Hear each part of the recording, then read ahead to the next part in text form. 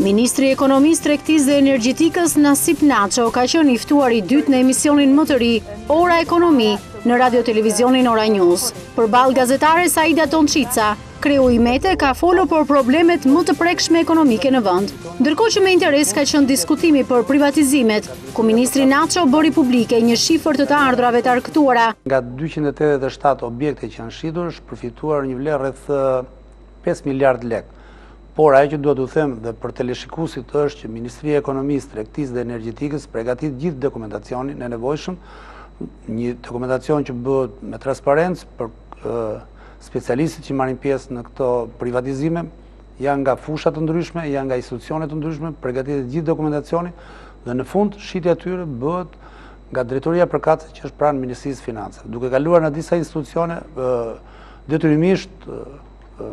ky proces është transparent, detyrimisht ky proces bëhet në përputhje me ligjin dhe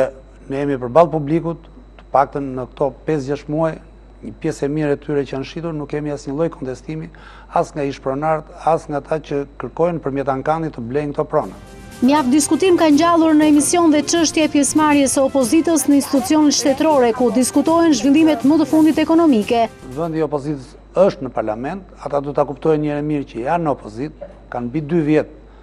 që bëjnë sikur se kuptojnë, por zgjedhjet kanë mbaruar zgjedhjet e përgjithshme në 2009, mbaruan dhe zgjedhjet e pushtetit lokal, është e drejtë e tyre me vendin që i takon, me votat që kanë marrë, të vinë, të zënë vendin e tyre në parlament, të marrin pjesë në gjitha komisionet, edhe në Komisionin e Ekonomisë dhe në Komisionin e Ligjeve. Të çdo ditë ne të shikojmë tek këta opozitar pasqyrën tonë, çdo ditë të mendojmë që këta janë, na shikojnë,